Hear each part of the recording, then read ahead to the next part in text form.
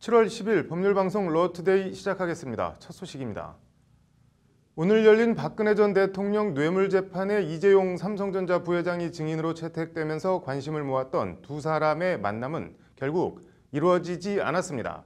박 전 대통령은 발가락 부상을 이유로 불출석 사유서를 내고 재판에 나오지 않았고, 증인으로 나온 이재용 부회장은 증언 거부 사유 소명서를 내고 일체 진술을 거부했습니다. 예정됐던 두 사람의 법정 대면이 불발된 건 이번이 두 번째입니다. 정순영 기자입니다. 정장 차림의 이재용 삼성전자 부회장이 호송차에서 내려 법정으로 들어갑니다. 박근혜 전 대통령의 삼성 뇌물 혐의 재판에 증인으로 출석하기 위해서입니다. 수백억 원대의 삼성 뇌물 관련 박 전 대통령은 뇌물을 받은 혐의, 이 부회장은 뇌물을 준 혐의입니다.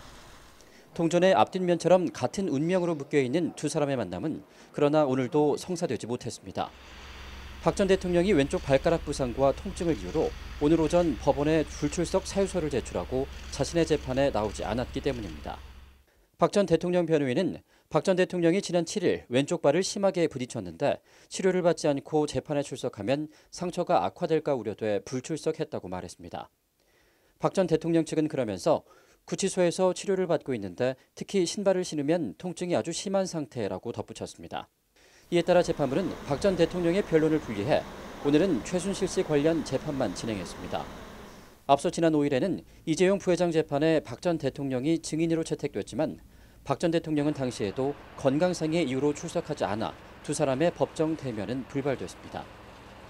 오늘 증인으로 나온 이재용 부회장은 증언 거부 사유 소명서를 제출하고 일체의 진술과 증언을 거부했습니다. 자신의 재판에 불리하게 작용할 수도 있어 일체의 진술을 거부한다는 것이 이 부회장을 포함한 삼성 전현직 임원들의 공통된 재판 전략입니다. 이 부회장 등은 특히 특검 진술 조서가 자신들이 한 말 그대로 사실대로 기재된 것인지 확인하는 이른바 진정 성립 확인마저 진술 거부로 일관하고 있습니다. 오늘 재판에 불출석한 박 전 대통령 측은 내일부터는 재판에 다시 나올 수 있을 것이라고 밝혔습니다.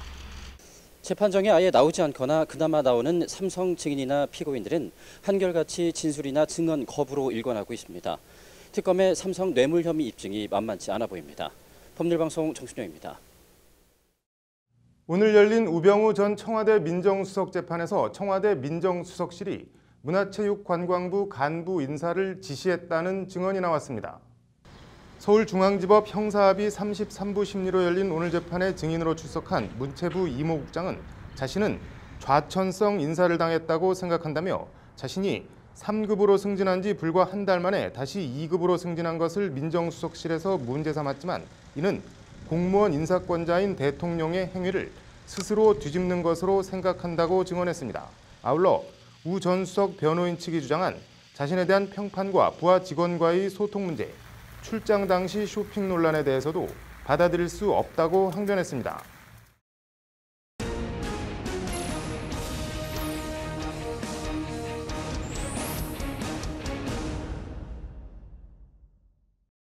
네, 문재인 대통령 아들 준용 씨의 취업 특혜 의혹 조작과 관련해 국민의당 이준서 전 최고위원과 녹취를 조작한 이유미 씨의 남동생에 대해 검찰이 청구한 구속영장 실질심사가 내일 서울 남부지법에서 열립니다.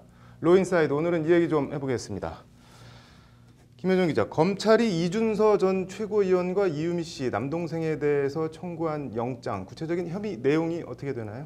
네, 서울 남부지검 공안부는 어제 국민의당 이준서 전 최고위원과 당원 이유미 씨의 동생에 대해 공직선거법상 허위사실 공표 혐의로 구속영장을 청구했습니다. 허위사실 공표요? 네, 이 전 최고위원은 문준용 씨의 취업 특혜의 허위 증거를 만들도록 이 씨를 압박하거나 지시한 혐의, 또 이 씨의 남동생은 자신이 문준용 씨의 파슨스 스쿨 동료인 것처럼 행세해서 누나 이미 씨가 허위 녹취 자료를 만드는데 공모하고 가담한 혐의를 받고 있습니다. 영장 내용을 좀 자세히 볼까요? 구체적으로 이준서 전 최고위원과 이유미 씨 등이 자료를 조작하게 된 과정과 경위 이런 게 적시가 되어 있겠죠?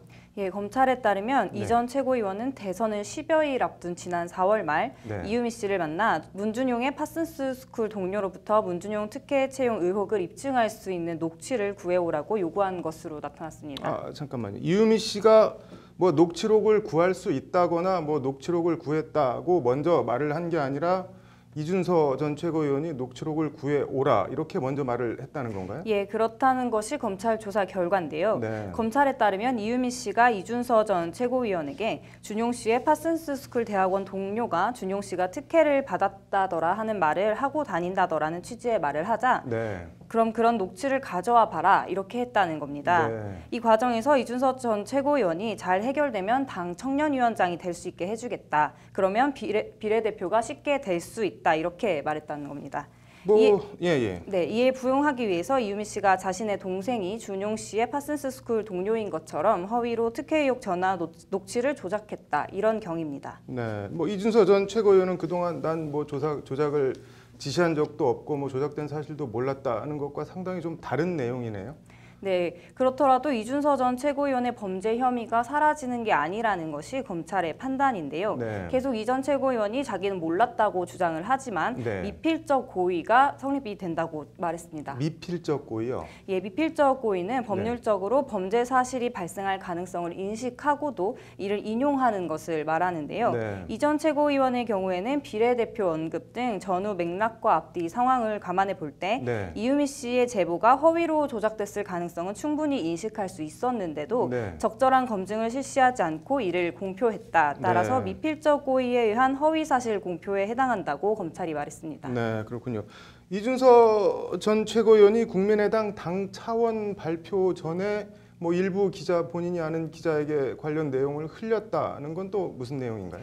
네, 이유미 씨가 녹음 파일을 조작해서 이 전 최고위원에게 전달한 게 5월 2일인데요. 네. 이 전 최고위원은 제보자가 보도에 동의한다는 내용의 녹취를 준비해서 함께 네. 관련 자료를 아는 기자에게 보냈다고 합니다. 네. 뭐 당과 상의도 안 하고 그럼 이준서 전 최고위원이 독자적으로 이런 내용을 아는 기자들한테 흘렸다는 거네요. 네, 지금까지 검찰 수사 결과로는 그렇습니다. 네. 이른바 독자적인 언론 플레이를 하려고 했지만 네. 일부 기자들이 진위가 확인되지 않았다고 보도를 거절하자 이준서 전 최고위원이 국민의당 공명선거 추진당에 이 자료를 제공한 겁니다. 네. 국민의당 측이 5월 4일에 이 전 최고위원에게 제보자의 연락처와 인적사항을 요구했지만 이 전 최고위원은 제보자의 신원 보호를 위해서 밝힐 수 없다면서 내가 책임지겠다 이렇게 나왔다고 합니다. 네. 그래서 국민의당은 추가 검증이나 확인 없이 다음 날인 5월 5일 기자회견을 열고 조작된 녹취 파일을 언론에 공개했습니다. 이게 뭐 듣고 보니까 어디 지방 기초단체 의원 뽑는 것도 아니고 그래도 한 나라의 대통령을 만들겠다고 후보를 낸 공당이 선거 캠프 과정이나 뭐 이런 거 통상적인 과정이나 뭐 상식적으로 이해가 안 가는 부분이 참 많네요. 이거 일단 내일 영장 심사 결과를 보고 다시 자세한 얘기 해보겠습니다. 잘 들었습니다. 오늘 서울 고법에서 열린 국정원 댓글 사건 공직선거법 위반 혐의 원세훈 전 국정원장에 대한 파기환송심 결심 공판이 새로운 증거 채택 여부를 두고 검찰과 원 전 원장 변호인 측이 공방을 벌인 끝에 오는 24일로 연기됐습니다.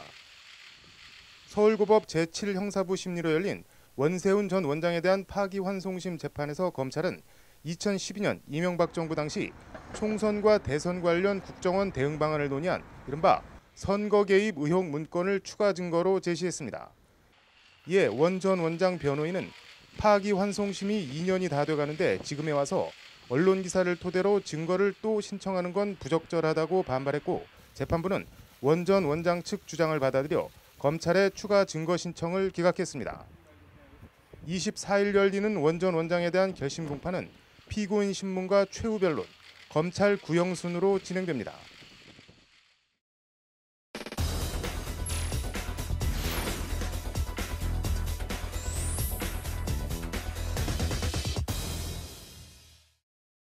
네, 이른바 햄버거 포비아까지 낳고 있는 용혈성 요독 증후군, 이른바 햄버거병 얘기 좀 해보겠습니다. 이슈플러스 석대성 기자 나와 있습니다. 석 기자, 일단 사건 경위 다시 한번 좀 간략하게 정리를 해주시죠. 예, 지난해 9월 경기도 평택의 한 맥도날드 매장에서 네. 어린이용 불고기 버거를 먹은 A 양이 2-3시간 만에 복통을 호소하다가 중환자실에 실려갔는데요. 네. 용혈성 요독 증후군 판정을 받았습니다. 네. 이게 영어 약자로 줄여서 HUS라고 하는데 네. 대장균의 일종인 O1577H7이 발병 원인입니다. 네. 1982년 미국에서 햄버거 속에 이제 덜 익은 패티를 먹고 집단 발병한 적이 있어서 네. 햄버거병으로도 불립니다. 네. 이 여자아이는 지금 지금 콩팥 기능이 90%를 상실을 했고요. 몸에 지금 구멍을 뚫고 매일 이제 10시간씩 평생 신장 투석을 받아야 하는 상황에 놓였습니다. 네. 햄버거병 논란이 발생했다는 거는 저희도 뭐 보도를 해드렸는데 네. 여기에 의사들이 가세해서 뭐 논란이 더 커지고 있다는 말은 뭔가요? 일단 햄버거병 고소 소식이 전해지면서 네. 소비자들 사이에서는 지금 이제 햄버거 공포증, 이른바 햄버거 포비아 현상까지 네. 나타나고 있는데 뭐 이제 햄버거 판매는 그야말로 지금 된소리를 맡고 있습니다. 네. 맥도날드에 대해서는 일각에서는 지금 맥도날드 불매 운동을 벌이고 네. 있고요. 관련해서 이제 몇몇 의사들이나 이른바 뭐 의사 출신 의학 전문 기자들이 뭐 사태가 너무 과장됐다, 의학적으로 똑바로 볼 필요가 있다, 네. 이런 취지의 글이나 기사를 이제 페이스북이나 SNS에 급격히 올리고 있고 급격히 확산되고 있습니다. 네. 이게 그런데 과장됐다, 의학적으로 똑바로 볼 필요가 있다는 글의 뭐 취지나 근거가 어떻게 되나요? 예, 햄버거병의 원인인 네. 대장균 5157의 잠복기가 논란의 핵심이 되고 있는데요. 네. 5157 잠복기요? 네, 일단 뭐 A양의 경우에는 네. 햄버거를 먹은 지 2~3시간 뒤부터 이제 복통을 호소하기 시작했고 네. 설사, 구토 등 HUS 증상을 보이기 시작한 것으로 알려졌습니다. 네. 뭐 이제 의사들까지 가세한 논란이 촉발된 주 원인은 바로 네. 이 2~3시간부터 HUS 증상을 보이기 시작했다는 겁니다. 네. 이제 5157에 감염되면은 네. 통상 3일에서 8일의 잠복기가 지나야 증상이 나타나는데 네. A양은 햄버거를 먹은 지 2~3시간 만에 HUS 증상을 보이기 시작했고 네. 그러니까 원인은 햄버거가 아닌 그 전에 섭취한 무엇인가가 네. 이제 발병의 원인이다. 뭐 이런 취지의 의사들이 이제 주장하는 요지입니다. 그러니까 뭐 잠복기 기간으로 봤을 때 맥도날드 햄버거가 원인이 될 수 없다, 그런 취지인 것 같은데 네, 그렇죠. 뭐 맞다면은 나름 합리적이고 근거가 있어 보이는데 A양 측에서는 이에 대해서 뭐 입장이 나온 게 있나요? 예, A양 소송 대리를 맡고 있는 황다현 변호사한테 직접 얘기를 들어봤는데요. 네. 일단 뭐 글을 올린 의사들을 포함해서 사람들이 오해하고 있는 게 마치 뭐 햄버거를 먹고 2~3시간 뒤부터 이제 A양이 설사를 하고 구토한 것처럼 이제 잘못 알려져 아, 있는데 예. 그리고 이런 잘못된 사실을 전제로 햄버거가 원인이 아니다, 이런 글이 인터넷에서 떠들고 있다는 게 이제 황 변호사 설명입니다. 네. A양이 이제 뭐 2~3시간 후부터 복통을 호소한 건 맞지만 네. 뭐 설사는 그날 밤에 했고 네. 구토는 이튿날. 네. 그러니까 뭐 햄버거를 먹고 하루 뒤부터 시작했다는 겁니다. 네. 황 변호사 얘기 한번 직접 들어보시죠. 네.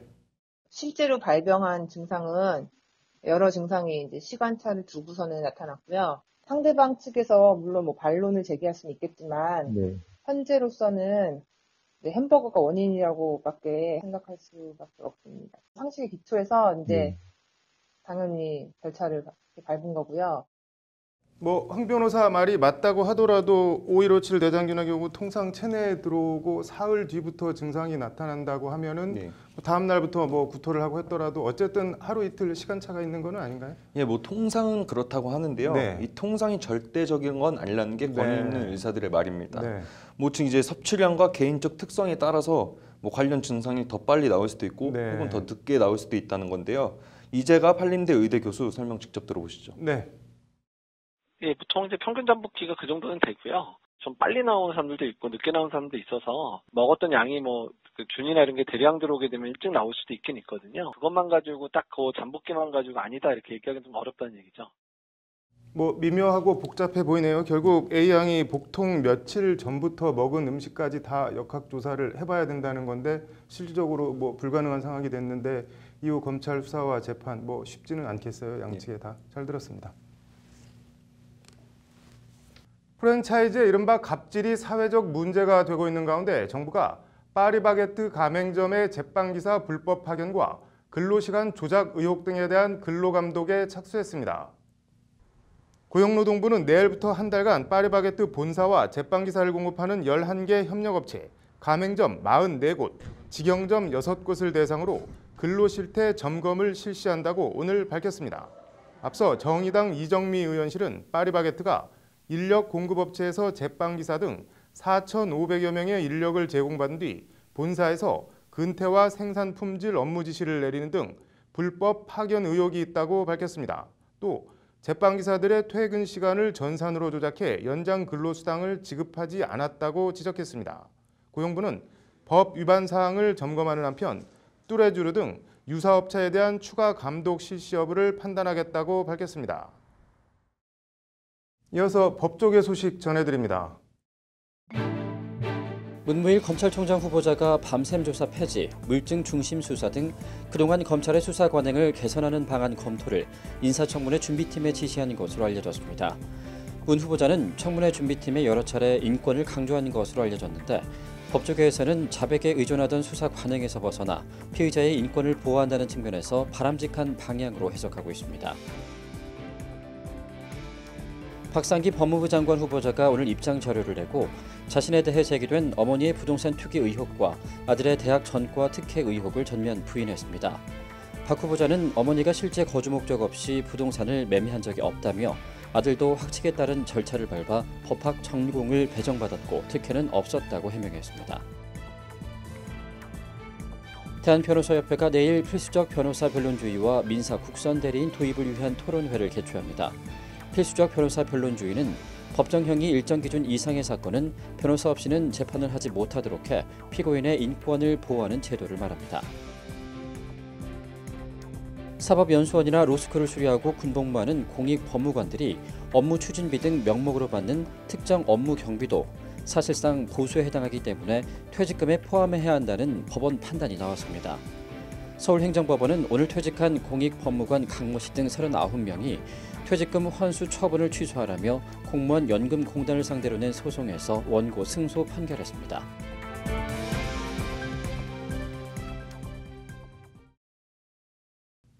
(7월 10일) 법률방송 로투데이 마치겠습니다. 시청해 주셔서 감사합니다.